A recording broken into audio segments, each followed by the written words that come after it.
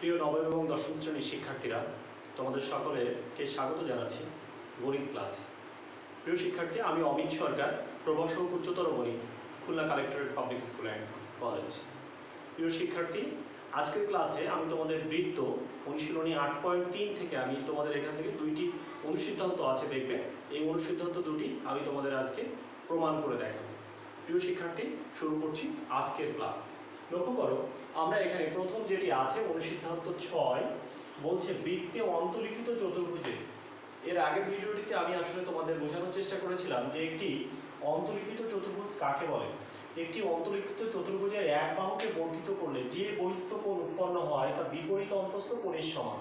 তাহলে দেখো, আমাদের এখান থেকে কয়েকটি জিনিস আগে জানতে হবে।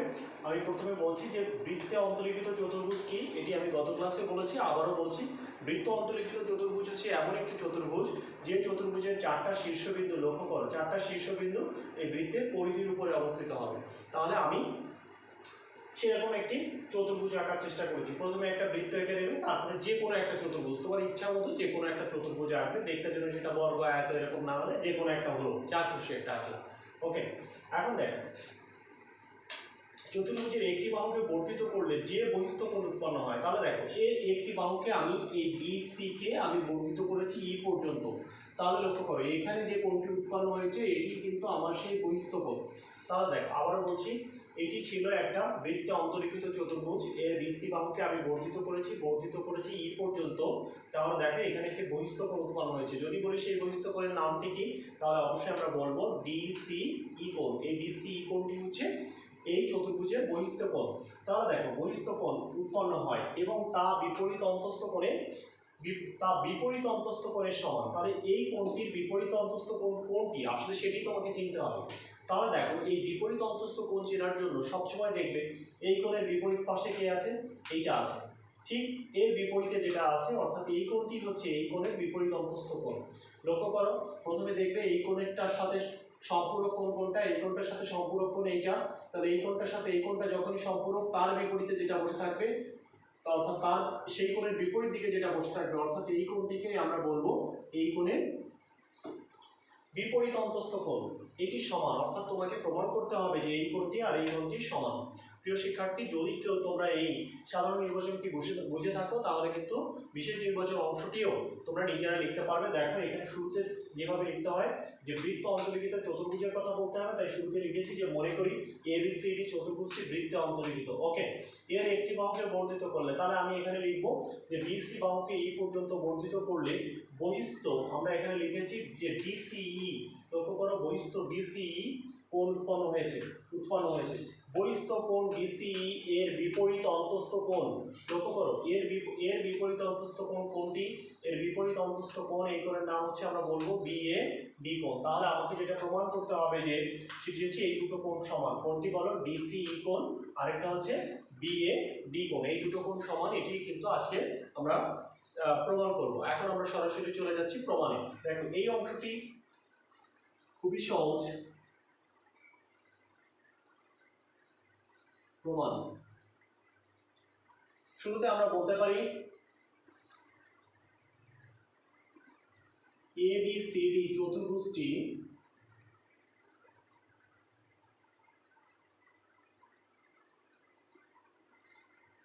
বৃত্তে অন্তর্লিখিত।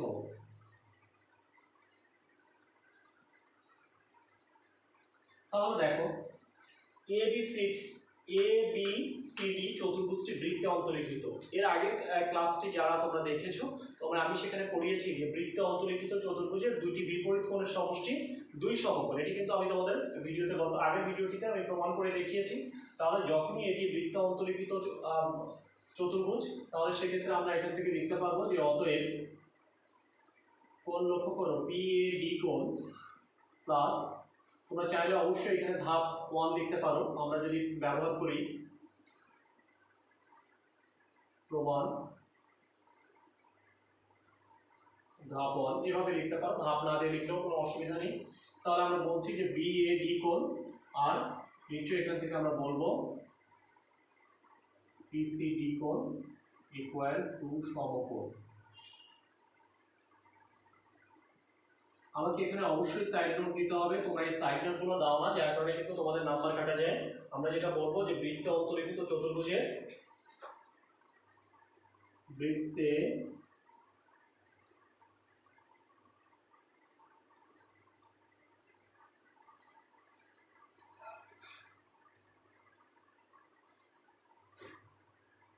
চতুর্ভুজের দেখো দুইটি বিপরীত কোণের সমষ্টি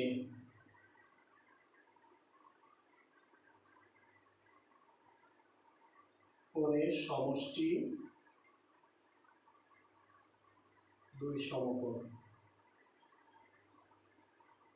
তাহলে লক্ষ্য করলাম যে বৃত্ত অন্তর্লিখিত চতুর্ভুজের দুইটি বিপরীত কোণের সমষ্টি, তাহলে সেভাবে আমরা এটি লিখতে পারলাম। এখন দেখো ধাপ 2 তে যদি আমরা যে বলি, ধাপ 1 ছিল, এটা ধাপ 2। লক্ষ্য করো আমরা এখান থেকে আমরা যেটা দেখছি যে সম্পূরকোণ, দেখো এইটা একটা রেখা, তাহলে আমরা এখান থেকে বলতে পারি যে বি সি ডি কোণ প্লাস হচ্ছে ডিসি কোণ, এই দুটো মিলে হচ্ছে দুই সমকোণ। তাহলে আমরা এখান থেকে লিখতে পারছি কোণ বিসিডি কোণ প্লাস কোণ বিসিই কোণ ইকুয়াল টু সমকোণ। কেন এই দুটো দুই সমকোণ?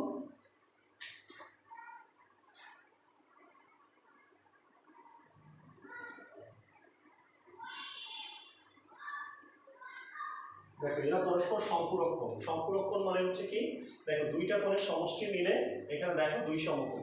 তাহলে লক্ষ্য করি আবারও, দেখো এটা আসলে একটা সরলরেখা ছিল, এটাকে বর্ধিত করেছি, তাহলে এই কোণ আর এই কোণ মিলে হচ্ছে এখানে হচ্ছে দুই সমকোণ, এটা তো আমরা সবাই জানি। তাহলে এখন দেখো ধাপ 1 এ পেয়েছি আমরা এটা, আর ধাপ 2 তে পেয়েছি এটা। তাহলে এখন আমরা যদি নিচে লিখি ধাপ 1 ও 2 হতে পাই কি পাই, দেখো ডান পাশটা সমান, তাহলে আমরা বলতে পারি বাম পাশ সমান সমান বাম পাশ। অতএব কোণ বিএডি কোণ প্লাস কোণ বিসিডি কোণ ইকুয়াল কোণ বিসিডি কোণ প্লাস কোণ ডিসিই কোণ। প্রিয় শিক্ষার্থী লক্ষ্য করো, এই যে সমীকরণটি আমার তৈরি হলো, এখানে আমরা দেখব যে এই কোণটি কমন আছে, অর্থাৎ এখানেও আছে আবার এখানেও আছে। তাহলে আমরা সেখান থেকে লিখতে পারি যে অতএব কোণ বিএডি কোণ, তাহলে লক্ষ্য করছি যে বিএডি কোণ অর্থাৎ বিএডি কোণ এটা সমান সমান আমাদের এখানে কি প্রমাণ হয়ে যাচ্ছে যে কোণ ডিসিই কোণ, এটি কিন্তু আমাদের প্রমাণ করার কথা বলেছিল। তাহলে আমরা এখানে অবশ্যই লিখে দিব যে প্রমাণিত।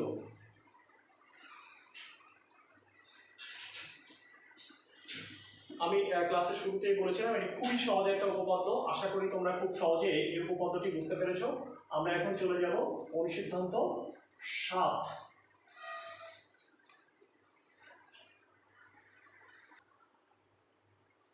প্রিয় শিক্ষার্থী, তোমাদের বইয়ের অনুসিদ্ধান্ত 7 যেটি প্রমাণ করার কথা বলেছে যে বৃত্তে অন্তর্লিখিত সামুদ্রিক একটি আয়তক্ষেত্র।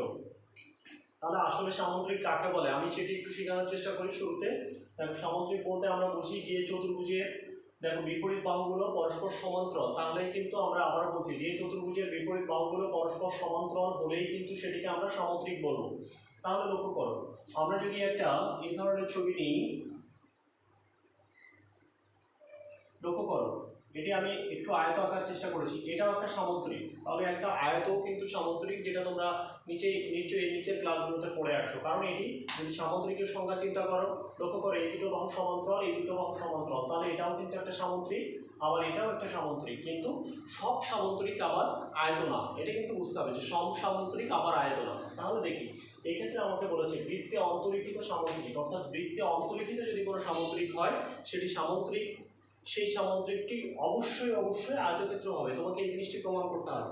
তাহলে দেখি আবার বলছি কোন সামুদ্রিকটি আয়ত হয় সেটি কিন্তু বুঝতে হবে। যে সামুদ্রিকের দেখো যে সবগুলো কোণ সমকোণ হয়, আসলে সেই সামুদ্রিকটি কিন্তু শুধুমাত্র আয়ত হয়, আর অন্য কোনো সামুদ্রিক কিন্তু শুধু সামুদ্রিকই থেকে যায়।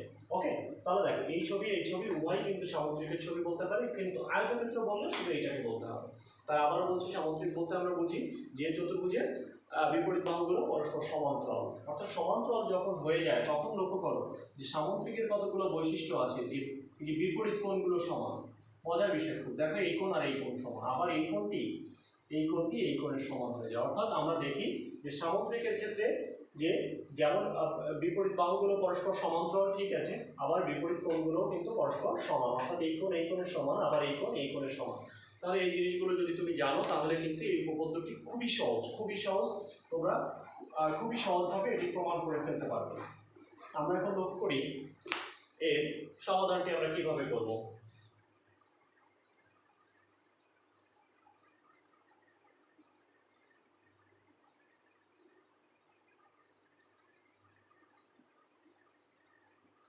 মনে করি ABCD একটি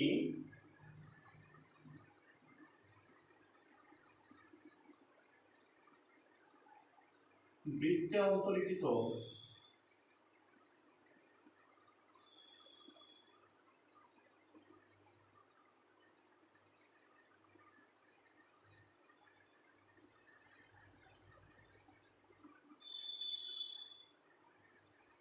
সামন্তরিক।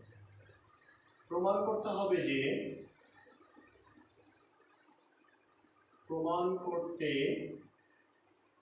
হবে যে ABCD একটি আয়ত লিখলেই হবে। তাহলে এটি আমাকে প্রমাণ করতে হবে। এ খুব কাছে হয়ে গেছে, আমি এটা একটু নিচে লিখে দিই। ওকে, এখন দেখি প্রমাণটা আমরা আসলে কিভাবে করব। এখানে কোনো অঙ্কন নেই। প্রমাণ বলেছি, প্রমাণে চাইলে ধাপ লিখতে পারো, নাও লিখতে পারো। আমরা যদি লিখি ধাপ 1, আমরা এখানে প্রথমে এখানে দুইটা জিনিস আছে। একবার বলছি বৃত্তে অন্তর্লিখিত সামন্তরিক, তাহলে আমরা একবার সামন্তরিক বলতে পারি, আরেকবার হচ্ছে বৃত্তে অন্তর্লিখিত চতুর্ভুজও কিন্তু একে আমরা বলতে পারি। তাহলে দেখো, প্রথমে আমরা বললাম যে ABCD একটি সামন্তরিক। দেখো এখানে ABCD একটি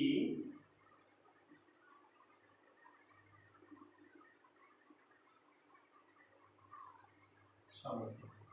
যখনই তুমি ABCD একটি সামন্তরিক বলছো, আমি কিছুক্ষণ আগেই বলেছিলাম যে সামন্তরিকের বিপরীত কোণগুলো কিন্তু অবশ্যই সমান। তাহলে তুমি যদি বলো A কোণ সমান সমান, অবশ্যই কোন কোণ বলতে পারবে? C কোণ। তাহলে আমরা বলছি যে অতএব A কোণ ইকুয়াল C কোণ। তো স্যার আমি আরেকটা বলবো না কেন? অবশ্যই তুমি বলতে পারো যে B কোণ সমান সমান D কোণ, এটি কিন্তু আমাদের এই মুহূর্তে এটা বলার প্রয়োজন হচ্ছে না, ঠিক আছে? তাই আমরা এটা বললাম না। তার মানে A কোণ ইকুয়াল C কোণ, তুমি চাইলে এখানে অবশ্যই B কোণ ইকুয়াল D কোণ লিখতে পারো, যে কোনো একটা সাইডে তুমি এটা প্রমাণ করো। এর কারণ অবশ্যই দিতে হবে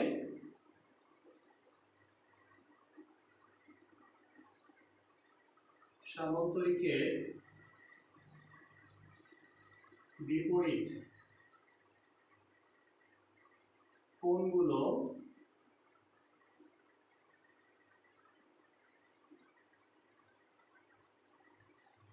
পরস্পর সমান। তাহলে আমরা যেটা জানলাম যে সামন্তরিকের বিপরীত কোণগুলো পরস্পর সমান, যার কারণে আমরা এটা লিখতে পেরেছি। এখন দেখো ধাপ 2, ধাপ 2 তে যে বলছি ABCD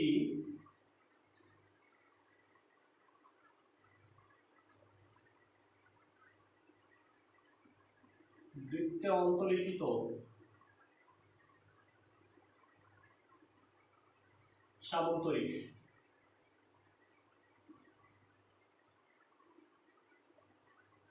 প্রিয় শিক্ষার্থী, দেখো এখানে বৃত্ত অন্তর্লিখিত চতুর্ভুজের যে বৈশিষ্ট্য পড়েছি, বৃত্ত অন্তর্লিখিত সামন্তরিক। সামন্তরিকও তো অবশ্যই একটা চতুর্ভুজ।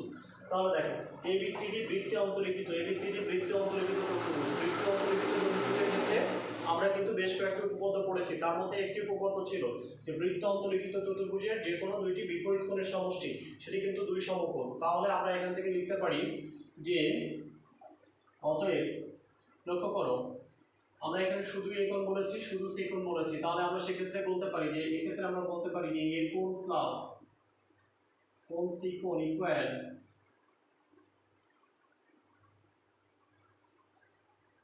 টু সমকোণ। আমরা এখানে কি সাইড নোট দিব? বৃত্তে অন্তর্লিখিত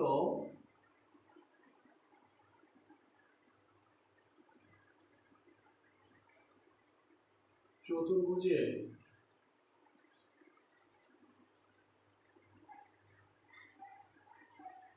দুইটি বিপরীত কোণের সমষ্টি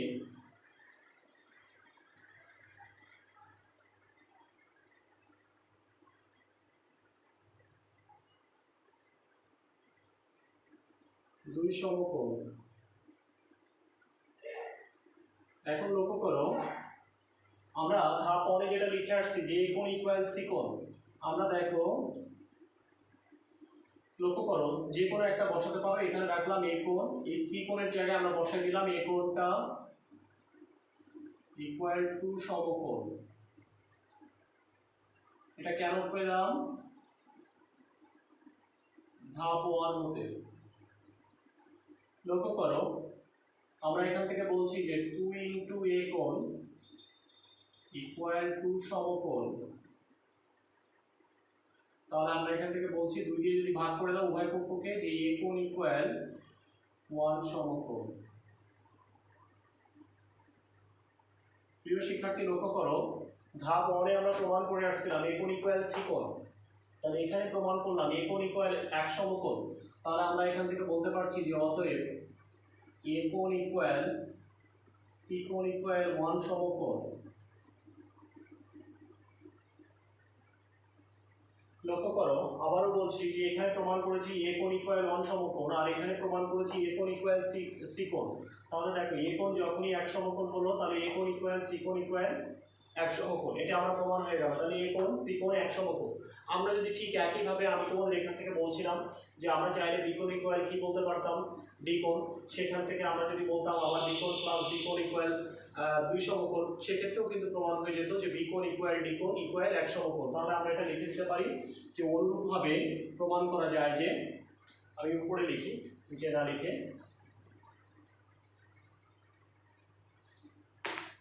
দেখো অনুরূপভাবে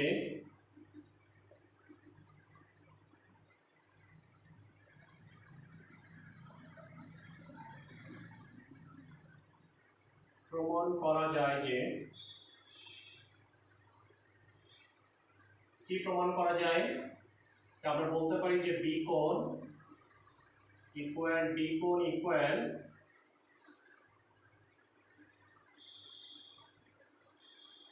প্রিয় শিক্ষার্থী এখান থেকে লক্ষ্য করো, আমি শুরু থেকেই বলছি যে এটি শুরুতে বলেছে যে একটা সামান্তরিক। আমি বলেছি যে সামান্তরিকের কোন সামান্তরিকগুলো আয়তক্ষেত্র হবে যদি তার প্রত্যেকটি কোণ সমকোণ হয়। দেখো এখানে আমরা প্রমাণ করে ফেলেছি যে কোণ ইকুয়াল সি কোণ ইকুয়াল 1 সমকোণ। তাহলে এটি 1 সমকোণ, এটি 1 সমকোণ, এটি 1 সমকোণ, এটি 1 সমকোণ। তাহলে এটি এমন একটি সামান্তরিক হয়ে গিয়েছে যে সামান্তরিকের 4টা কোণই সমকোণ। তার মানে আমরা এখান থেকে লিখতে পারি যে অতএব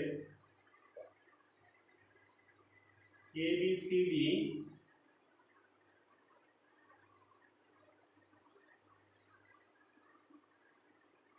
সামান্তরিকটি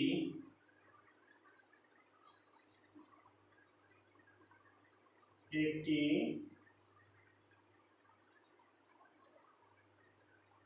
আয়তক্ষেত্র প্রমাণিত।